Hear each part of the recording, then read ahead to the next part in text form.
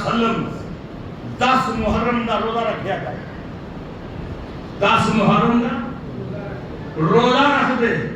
اور آقا نے ارشاد فرمایا یکفر السنۃ الماضیہ، جو آدمی 10 محرم عاشورہ دا روزہ رکھتا ہے، صوم یوم عاشورہ، حضور نے فرمایا یکفر السنۃ الماضیہ، اللہ پاک سابقہ پورے سال کے گناہ معاف کر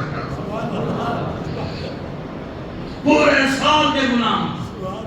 وہ اس بات جڑا کام کرنے والا وہ کرو. نبی پاک نے دیکھیا یہودی 10 محرم دا روزہ رکھتے سن. آپ نے فرمایا خالف الیہود والنصارى، یہود و نصارہ کی مخالفت کرو.